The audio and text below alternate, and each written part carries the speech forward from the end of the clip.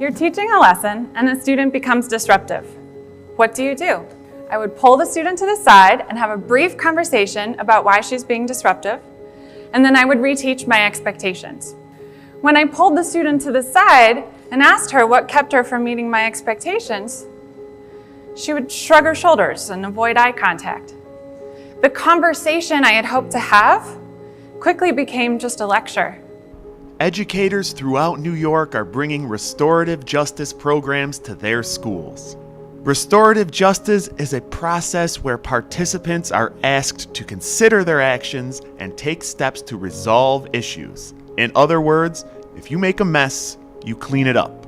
At its core, the process aims to repair relationships and get to the cause of why a problem happened in the first place. Rather than just punishing the offender, restorative justice focuses on righting wrongs. Two students who get into a scuffle in the hallway might be encouraged to talk it over, resulting in an apology and mediation with a professional and a peer. For more serious transgressions, the process might involve family members, coaches, teachers, or others who were affected by the student's actions. We have a mantra called Circle Up. We discuss topics from race to curriculum to restoring relationships. Many times we do that to give students voice. We try to create opportunities for students to be able to speak their truth and be heard in a safe space. There was this thing called recovery zone.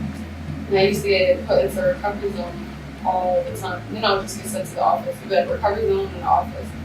And then the teachers would not see that the other girls would be like bullying me or they would just be disrespectful to me. So they didn't know why I was lashing out. So I feel like you're already judged when you come into the classroom. So it's easier to suspend someone when you already have that tension and hostility. Even if you do try to like get someone to talk to, it's not really someone who can relate to, like, you're in a struggle. It offers a solution towards one of the biggest issues I've seen within the schooling system. It's that you take a kid who's having behavioral issues and remove them from the environment that they're having an issue in, and then bring them back in and not really understanding why that issue exists. Doing Circle Up and really seeing these reformative practices in action, I've realized that this isn't about how we can get rid of them, it's more so how can we help them so that way we can all be part of a functioning, collaborative environment to learn. I'm surrounded by people who can listen to me also and listen to what I have to say, and it just gives me a place to clear up my head, because this is like something I like to talk about. Just come in, say what I need to say, feel happy about what I'm saying, being happy that I get to impact my school, and also having the support from my friends. I think many of the students that participate in circles, it may be the first time that day that their voice has been heard. The school feels a lot like home. Like you could come and be comfortable with everyone. A lot of times you might think somebody is one person out in the hall, but when they come in this room and they join a circle, they're the best version of themselves. There's a bond that's now created in this circle, in this space, and you feel safe. And even if you don't feel safe inside of school, this room and this circle kind of fills that gap. The restorative practices help a lot, and they help with respect a lot, because a lot of times you don't want to respect a teacher that kicks you out of their class, who forces you to get suspended. You're drawn to respect a teacher who actually sits down and has those discussions with you and show that they care. Restorative justice has done a lot for this school due to the fact that there's less kids getting suspended because people are taking the time to think about, why did that child act out? Why? It help everybody differently in their own way. Me, personally, it's not always just come in here just because.